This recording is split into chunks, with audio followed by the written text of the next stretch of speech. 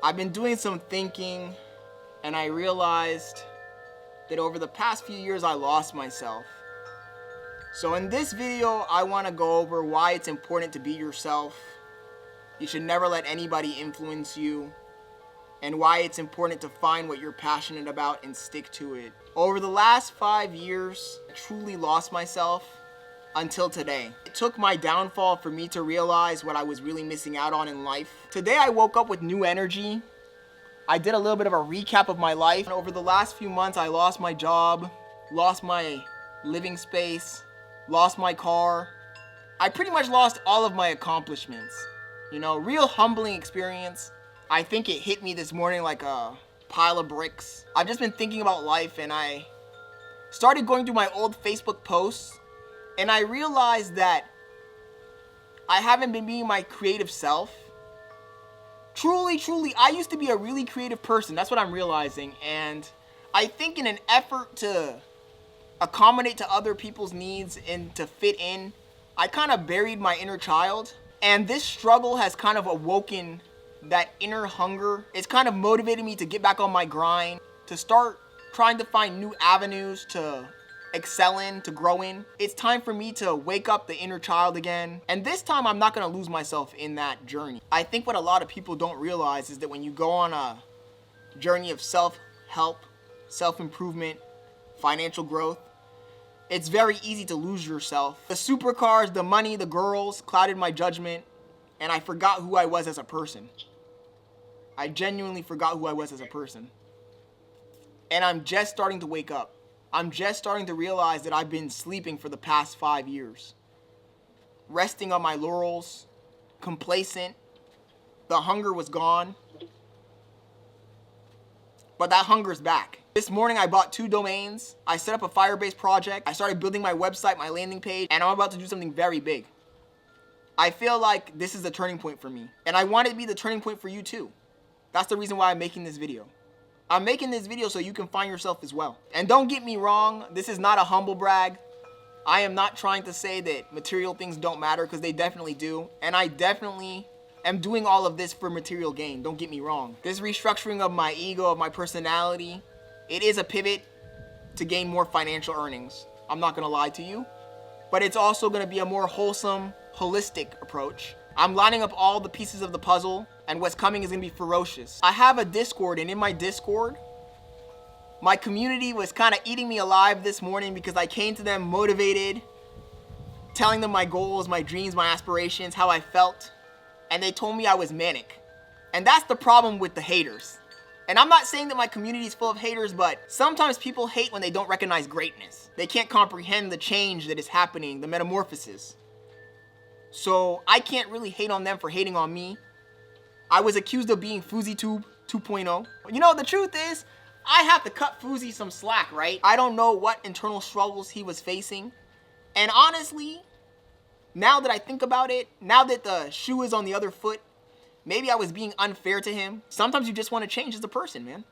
Sometimes you just want to improve as a person. And people observing that, they're not going to understand what's going on because they don't know your internal struggle. But I think I'm ready to change. I think I'm ready to get to the next level. I truly do think I'm ready to get to the next level. My word of advice for you is that if you have any type of goals, aspirations, dreams, you cannot let other people demotivate you by saying that you're manic. You have to be manic to meet your goals.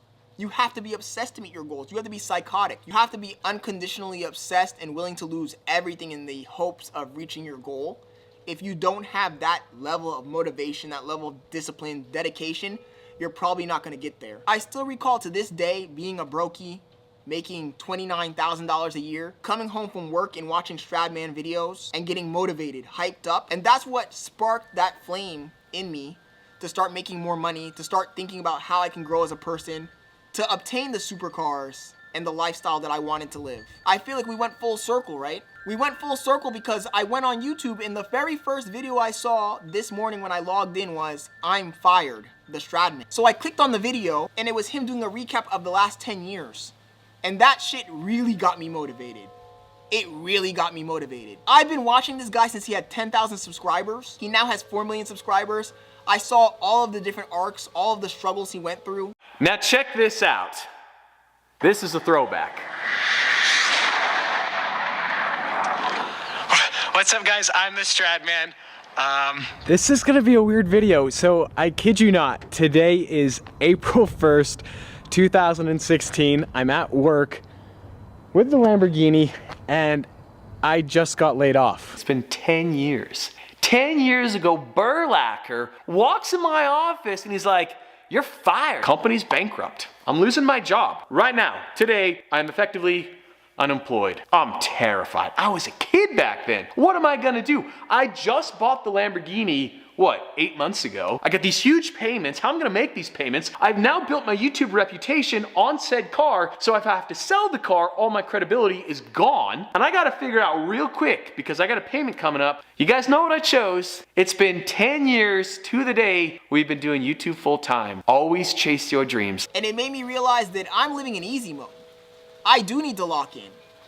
And it's kind of ironic that when I got my supercar, I met all of my heroes. I met Savage Garage before he committed suicide. I met DDE, Daily Driven Exotics. I met Dr. M3. I met Fresh and Fit. I met so many content creators that I used to look up to and watch. But out of all of those content creators, I did not meet James, the Stradman. So that only motivates me to lock in even harder, get back to that level where I have a supercar. And I think that if you want to make it in this world, you have to have some sort of motivation that leads you to follow your goals. And that's my motivation. My motivation is to get to the level where I can meet people that I used to look up to as a peer, an equal. Some people want to call me delusional for feeling that way and to think that way, right? But that's what's gonna happen in this world. When you have a goal, when you have a dream, when you have an aspiration and you're giving it all, when it's something that seems so impossible, so far-fetched, that nobody you know has accomplished, and you're telling other people that you're gonna do it, they're gonna think you're crazy. I didn't have a lot of confidence on YouTube. I started off YouTube as a car spotter. I didn't really even talk on camera. I started talking on camera, and man, the negativity that I got in comment sections. Remember, I put myself out there. I'd announced to the world that I just got fired. People are making fun of the way I look, the way I talk, my mannerisms, everything about me. They're rooting against me. And I was the quietest kid growing up. Like, I was terrified of public speaking. And now I got all this negative noise, and I'd failed a lot. I'd lived in my car. I couldn't find a job. I didn't have a lot of confidence. And now I'm doing this YouTube thing full time, trying to figure out how to navigate it, and I'm getting all this hate. And man, there were some very, very dark moments those first couple months. Because unfortunately, this world is full of so many detractors and so much negativity. And I quickly realized the negativity, the detractors in your life, the reason they're that way, they've never done anything. Okay, successful people aren't rooting for you to fail. Failures are rooting for you to fail so they feel better about their failures. But I persevered. And I tried to film as much as I could, and I tried not to pay attention. And the one thing that kept me grounded is that I loved cars. I loved cars, and I still do. And that foundation was so critical that I became obsessed. And my thought process was, if I film every single day, or at least every other day, and I can get 1% better over the course of a year, I'm gonna be 365% better. I'm gonna be 3 times better than I was at the start of the year. If there's something you really, really, really wanna do, and you become obsessed with it, no matter what it is, if you do it every single day, it's that whole 10,000 hours theory. If you put 10,000 hours into something, no matter what your talent is, you're gonna get pretty good at it. And 10 years later, we've certainly done more than 10,000 hours. The future is uncertain, and that's kind of exciting as well, but 10 years on YouTube. But it's up to you to ignore that. It's up to you to lock in, to put in your all, and to either make it or die trying. I'm gonna make it or I'm gonna die trying. And you can call that delusional, you can call that psychotic, you can call that whatever you want. I don't care. Because at the end of the day, I've done it once, I've done it twice, I'll do it again. Getting a little supercar, that ain't nothing. Getting some jewelry, that ain't nothing. I'm ready for the next level. I really do hope that this video motivates you to follow your dreams, follow your goals, follow your aspirations. Don't let anybody bring you down. Don't let yourself get lost in the sauce during that journey. Lock in, stay focused, never give up. I'd rather die than give up. That's what people don't understand. If you really want it, if you're really locked in like that, if you really are giving it your all, then you're willing to die for whatever you're trying to do. That's what people don't understand. They think I'm crazy when I say I'm willing to die to die rather than give up. The haters are gonna hate because the haters haven't accomplished anything. The haters hate because they don't understand what you're doing. The haters hate because they haven't accomplished anything. The haters hate because it makes them feel better about their own lack of accomplishments. I wanna go out there and create content without worrying what other people think, without being performative, right? I wanna just be myself. I can't believe they called me Fousey. There ain't nothing Fousey about this. Talking yourself up, staying motivated, telling people your goals, your dreams, there's nothing psychotic, there's nothing manic about it. That's called having a vision. And the problem is that people don't understand the vision. That's why you need to find people that are on the same frequency as you. Because you need to find people that understand the vision. They're not gonna hate, they're gonna motivate. Put yourself in a circle of people that are gonna motivate you to follow through on your goals. Instead of them saying, Scott, that's a bad idea, it's not gonna work, you need people that are gonna say, Scott, that's a great idea, let's get on it. What do you need me to do to help you get that goal? How can I assist you? You need to surround yourself with people that are motivated, that are actually doing things, creating, building. That's the only way you're gonna be a value producer. I ain't ever meet a guy who's hanging out with 5 other bums that smoke every single day and drink and don't do shit become a value producer. You are what you surround yourself with. I'm not a very spiritual person. I don't believe in all the woo-woo, but I do believe that whatever you surround yourself with, that's what you become. And if you're surrounded by a bunch of loser failures, you're gonna become another loser failure. If you surround yourself with successful business people, you're gonna become a successful business person. I'm waffling a little bit here, just chilling in the backyard. But I do hope that these words land on your heart and that you have the ears to hear and the eyes to see, and you can put something in practice today, right? It doesn't need to be all done in one day. Guys, I told you I'm starting this consulting firm. I didn't do everything in one day. I came up with the idea 3 days ago. I built out the business plan yesterday. I built the domains today. Tomorrow I'll probably start with the landing page. This is step by step. That's the only way you're gonna do it. You have to stay laser focused and you have to go step by step. Don't rush it. Patience is key to success. As long as you start.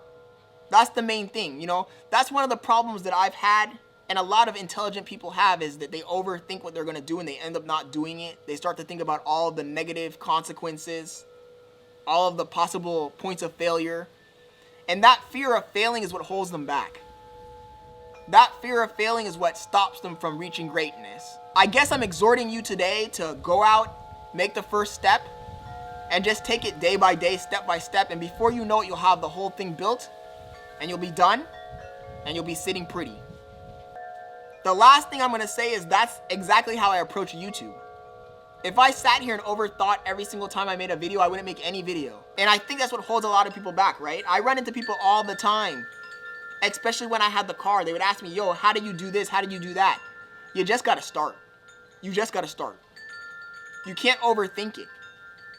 You're never gonna get to the goal if you don't start. So go ahead and start today. And I promise you in 5 years, you'll look back and say, I'm so glad I watched that Scott Leonard video, because if I had not watched that video and done that first step that one day, where would I be today? When I look back at all my accomplishments of all the things I've done, I think, what was the first step I took to do it? The YouTube channel, what was the first step? The first step was making a bum video that's still up on my channel. My very first video. Very boring, very bland. I didn't know how to talk. I didn't know how to edit. I didn't know anything. But I still went out and I made it. The same thing with learning how to code. You have to make the first step. You can't go on a journey if you never leave your house. Anyways, I just had to get that off my chest, man. I'll catch you guys later.